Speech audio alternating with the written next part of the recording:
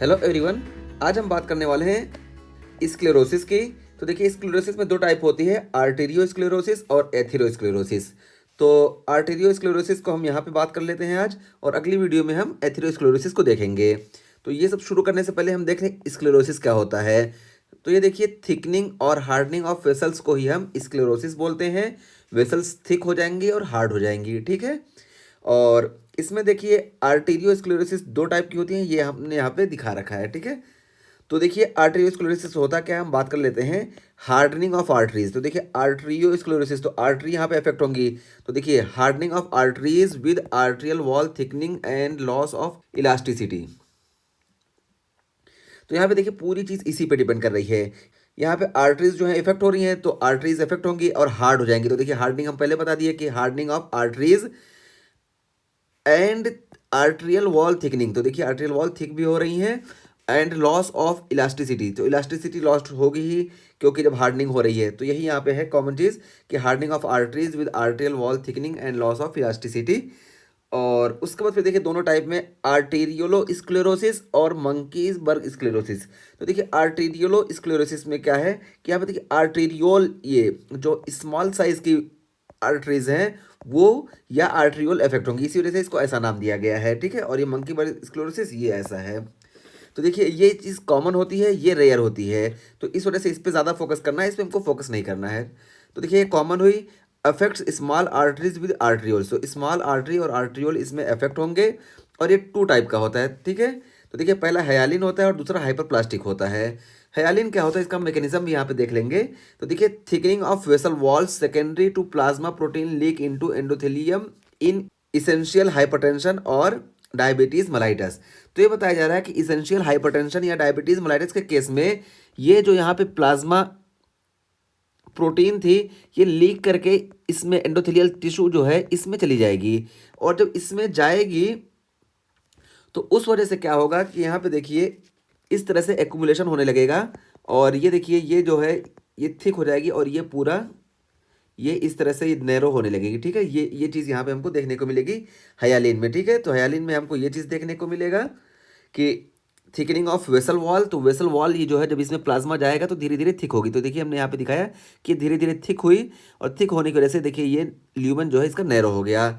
तो ये thickening of vessel wall, और ये क्यों थिक होगी, तो secondary to plasma protein leak into endothelium in essential hypertension. तो देखिए, ये इसेंशियल हाइपरटेंशन में देखने को मिलता है। इसेंशियल हाइपरटेंशन से हमको क्या मालूम होना चाहिए कि ऐसा हाइपरटेंशन जो बहुत ज़्यादा नुकसान नहीं पहुंचाता है, पता नहीं चलता है। जैसे 200 mmHg से जब कम रहता है तो इसको हम इसेंशियल हाइपरटेंशन मानते हैं, क्योंकि इसमें कोई एंड ऑर्गन डैमेज नहीं देखने को मिलता है।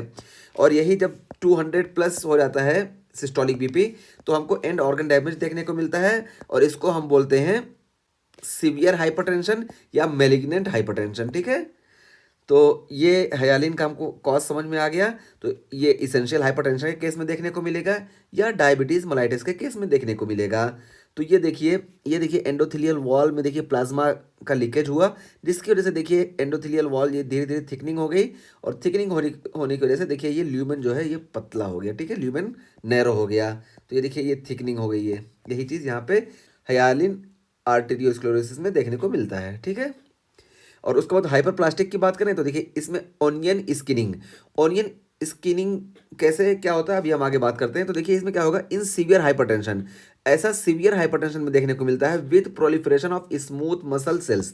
तो स्मूथ मसल सेल जब प्रोलिफरेट होंगे ना, तो ये देखिए, ये हमारा ट्यूनिका मीडिया है, और ट्यूनिका मीडिया ये स्मूथ मसल से बना होता है। और ये जब स्मूथ मसल्स प्रोलिफरेट करती है ना, तो ये देखिए, ऐसे अनियन टाइप का ऐसे ऐसे इनका वो होता है। तो इसी को हम बोलते हैं अनियन स्किनिंग।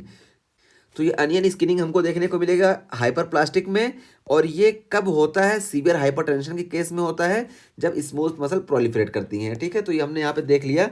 तो ये देखिए, ये हमने यहाँ पे देखिए ये ट्यूनिका इंटीमा हमने बना रखा है। ये देखिए, इसको और जूम कर लें। ये देखिए, ये ट्यूनिका इंटीमा है, जिसमें एंडोथेलियम सिर्फ प्रेजेंट होती है। फिर उसके बाद ये देखिए, ये वाला जो है ये ट्यूनिका मीडिया है, और ट्यूनिका मीडिया में स्मूथ मसल्स प्रेजेंट होती हैं। और ये बाहर वाला देखिए, ये जो पतली सी लेयर है, ये देखिए, ये हमने बना रखा है ट्यूनिका एक्सटर्ना, ठीक है। तो देखिए, ट्यूनिका मीडिया और ट्यूनिका एक्सटर्ना के बीच में देखिए, ये इलास्टिक मेम्ब्रेन प्रेजेंट है, इसको हम एक्सटर्नल इलास्टिक मेम्ब्रेन बोलते हैं। और ये देखिए, ट्यूनिका मीडिया और ट्यूनिका इंटीमा के बीच में ये इलास्टिक मेम्ब्रेन प्रेजेंट है, इसको हम इंटरनल इलास्टिक मेम्ब्रेन बोलते हैं। ठीक है, ये बस हम यहाँ पे बता दिए। और हाइलिन स्क्लेरोसिस में ये वाला इफेक्ट होता है, जबकि हाइपरप्लास्टिक में ये वाला इफेक्ट होता है। ठीक है, ये हो गया। अब हम बात करते हैं मंकी बर्ग स्क्लेरोसिस की। तो इसको देखिए, also called medial calcific sclerosis. तो इसको मीडियल कैल्सिफिक स्क्लेरोसिस भी बोलते हैं, और ये अनकॉमन होता है, इसलिए बहुत ज़्यादा इस पर जोर देने की ज़रूरत नहीं है। और ये अफेक्ट करता है मीडियम साइज आर्टरीज, तो ये मीडियम साइज आर्टरी को अफेक्ट करता है, जबकि यहाँ देखिए स्मॉल आर्टरीज और आर्ट्रियोल अफेक्ट हो रहे थे। और calcification of internal elastic lamina and media of arteries. तो इंटरनल इलास्टिक लेमिना का कैल्सिफिकेशन होगा और मीडिया, ट्यूनिका मीडिया का कैल्सिफिकेशन होगा। तो देखिए ये इंटरनल इलास्टिक लेमिना है, इसका कैल्सिफिकेशन होगा, और ये ट्यूनिका मीडिया है, इसका कैल्सिफिकेशन होगा इसमें। और इस वजह से क्या होगा, वेस्कुलर स्टिफनिंग विदाउट ऑब्स्ट्रक्शन। तो इसमें वेस्कुलर स्टिफनिंग देखने को मिलेगी, लेकिन ये ल्यूमेन जो है ना, इसमें कोई परेशानी नहीं आएगी, इस वजह से इसमें कोई ऑब्स्ट्रक्शन नहीं देखने को मिलेगा। और pipe stem appearance on x-ray, और एक्सरे पे ये देखिए, ये देखिए, ये पाइप स्टेम अपीयरेंस है, ये वाला देखिए। और does not obstruct blood flow, तो ब्लड फ्लो ये ऑब्स्ट्रक्ट नहीं करेगा, क्योंकि ल्यूमेन जो है इसका बिल्कुल सेफ रहता है। इंटीमा नॉट इन्वॉल्व, तो ये देखिए ट्यूनिका इंटीमा जो है ये बिल्कुल भी इन्वॉल्व नहीं होती है इसमें। तो ये हमने बात किया आर्टेरियो स्क्लेरोसिस की, इसमें हमने आर्टेरियोलो स्क्लेरोसिस और मंकी बर्ग स्क्लेरोसिस की बात की।